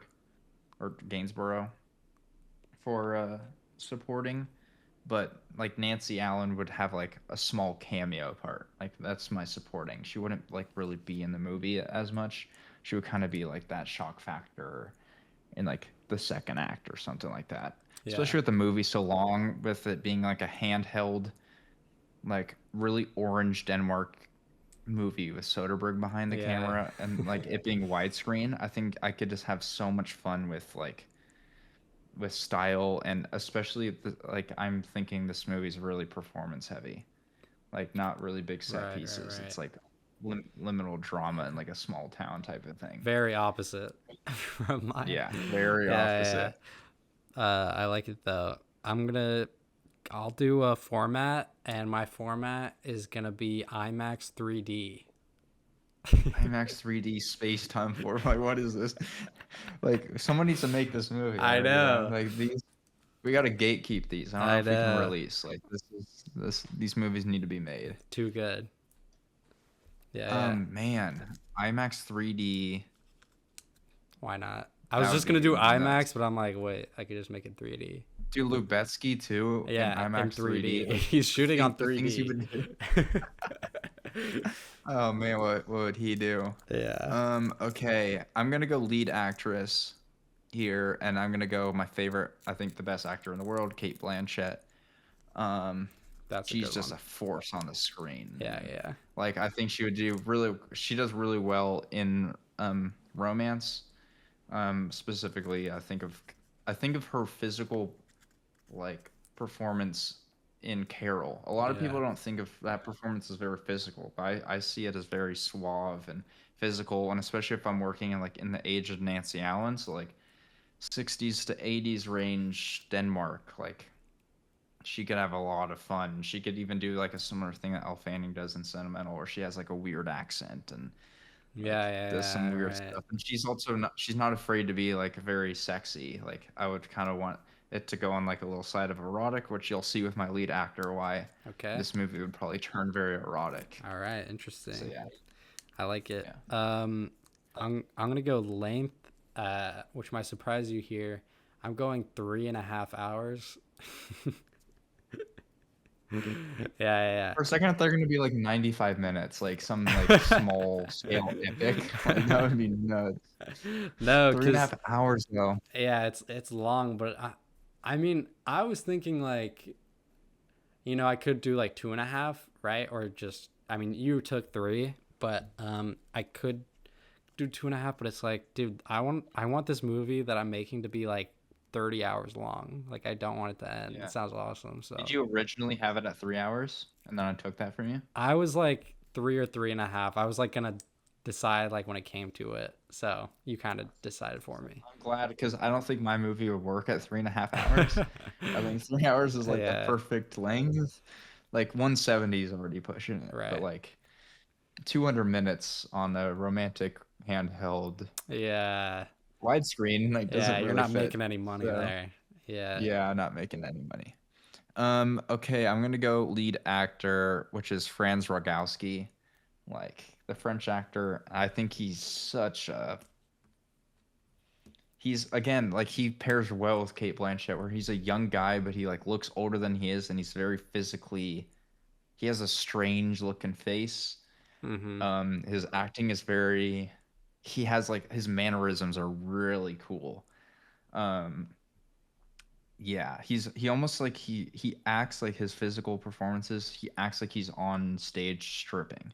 Like that's just like I always imagine him in like a fishnet crop top shirt, like on a pole dancing with high heels. Like he just has that like persona weird thing about him, and he would Interesting. bode very well with like being like a like an alcoholic, a drug addict, or even like a sex addict in like a small town, and like yeah, and like Nancy Allen is like the new like foreigner, Yeah, yeah. and I don't know, like and also like using like really pretty people. Like I find Franz to be like weirdly attractive towards like he has this weird thing with his lip. I don't know if you see it. Like he has this weird thing No. with his lip that looks very strange. Like getting really close, handheld to his body, because like he's naked in pretty much every movie he's in. Oh Like, yeah, he is like the Joaquin Phoenix thing. yeah, he has like that thing.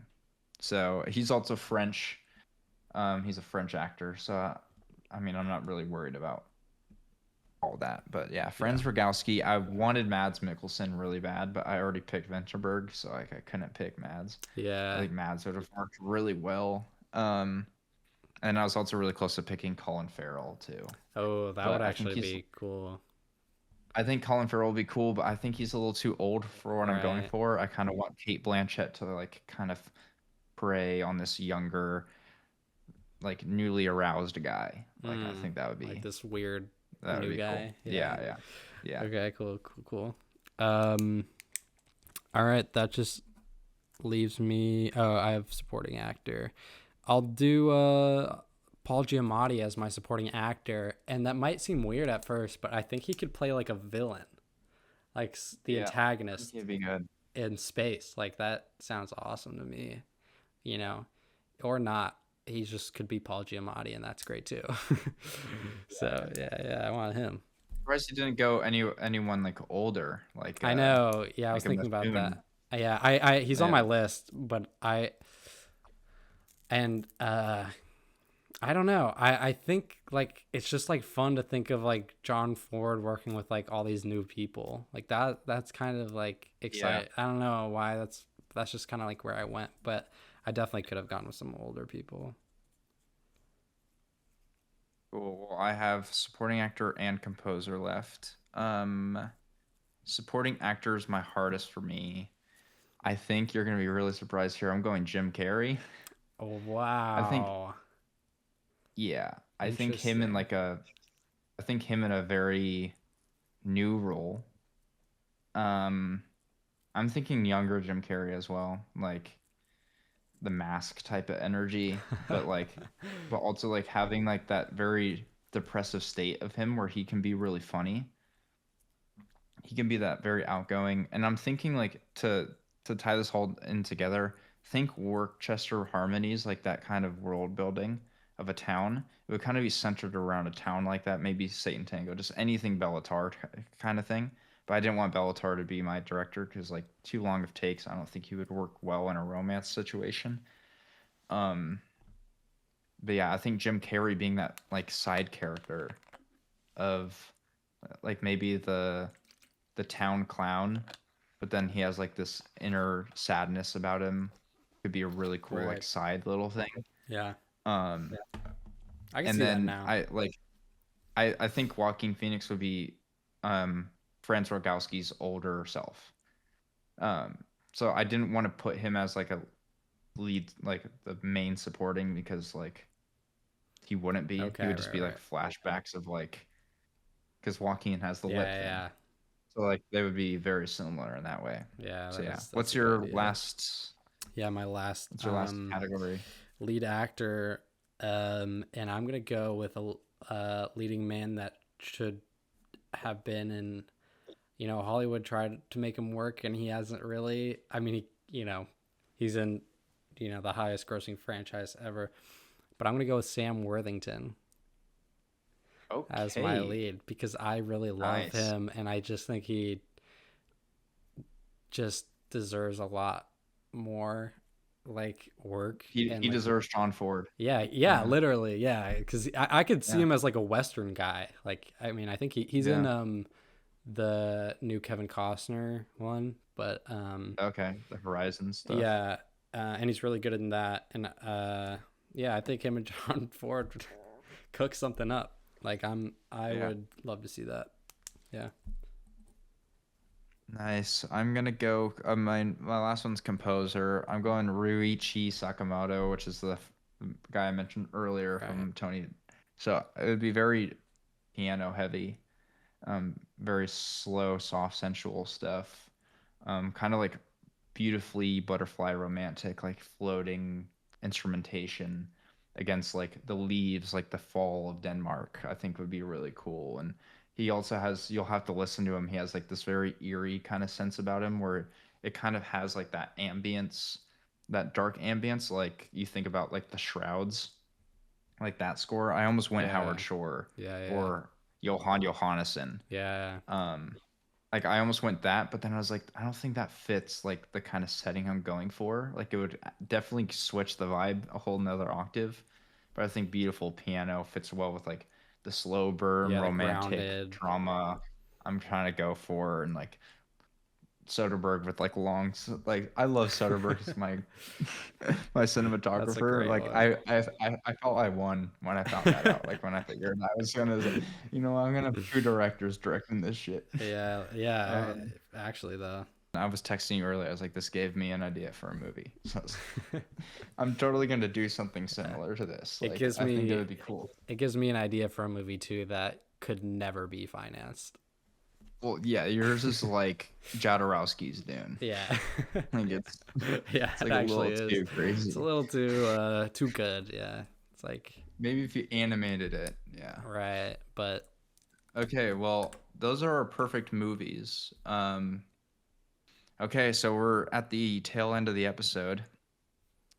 We both made great movies. I mean, we're pretty good at the cut thing. Like, I think we did pretty good for both of us, like yeah, yeah, opinions. Um, and there's also a lot to look forward to for 2026. But to look forward to in the next 2 weeks, we have to pick a movie for each other.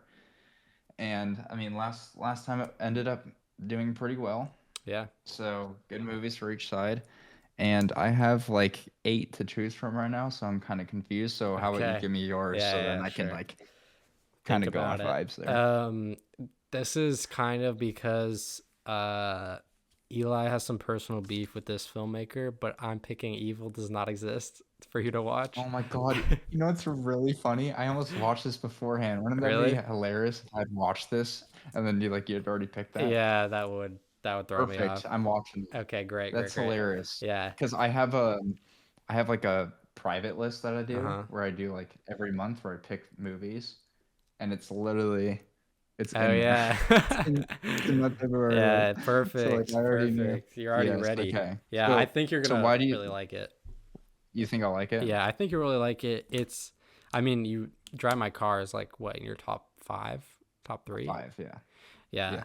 Yeah. Um, I really love it. I love this. I love Evil Does Not Exist. It's a really slow, like really slow burn kind of. I mean, Drive My Cars too, I would say, but I think it won't be as I think the length. I think you kind of give higher scores to like longer movies. I feel like, and I'm pretty sure it's like pretty short. I don't quite It's like remember. an hour 40 or something like that. Oh, okay. Yeah. I mean, Drive My Car is like so, kind of Yeah. It's like three big. hours. Yeah, that. But it has a. It's really interesting. Like, you could really, I think, go into kind of So would you that suggest I movie. watch it like when I know I'm gonna be fully awake because it's slow burn? Yeah, I mean, it's a slow movie, Yeah. but yeah. So just expect that, I guess. And this is his newest stuff, right? This is pretty new. This is Yeah, it's the 2023. last movie he did, if I Yeah. remember correctly. Okay. Yeah, I'm excited for this. It looks good. Yeah. It looks really good, honestly. I'm gonna give you something that you is actually probably something you've never seen before, like type of movie. Okay. Like this is very weird. Like you'd be like, oh, this type of movie exists and it works. So I'm gonna pick The Cook, the Thief, His Wife, and Her Lover. Oh yeah, that's awesome. I really want to watch that. I'm gonna I'm gonna pick that for you. It's very cool. The lighting you're gonna love, dude. Like you're gonna love this lighting. It's very it deals with cannibalism and very dark themes. It's all in one location over many nights. It all takes place at one restaurant. It's gross. Like so I mean, don't watch it with like a girlfriend. Like Katie would probably not like this. Like she'll throw up. It's pretty visceral stuff. Um, Okay. but yeah, I think it's a complete mood switch. It's a good tie-in with Young Girls of Rochefort because it still has that production design and costume design is great. Um, but it's just completely different themes and vibe for sure. You're not going to be grinning the whole time. You'll probably be like wincing. But there's also like good comedy in there. The main villain is like you're gonna hate him. Like Okay. he's maybe like one of the most like least likable people ever. But yeah, Interesting. it's a great movie. I remember watching it blind, and I was like, wow. It's also a movie that's lingered a lot. Mm. Um, yeah, you're gonna love that movie. Yeah, I like So these picks. we'll I'm yeah, we'll excited. see how you like that. Yeah. Yeah, yeah. So this is the second episode of Watch This Podcast. Let us know in the comments if you guys have anything else you want us to cover, like directors or actors. Like we can totally dive into like filmographies and stuff like that. If you guys have any recommendations as well, like we'll take recommendations all day. Our watch lists are always stacking up. Like it's crazy how much we're adding stuff to our watch list and Yep. watching stuff. So yeah, thanks for tuning in. We'll see you in 2 Tuesdays as well. I think that's our planning schedule to release, right? Like every other Yeah, Tuesday. we'll Every see. Tuesday, we'll But figure it out. Yeah. We'll see how it yeah, goes. soon. Yeah. Okay. Thank you guys. Enjoy.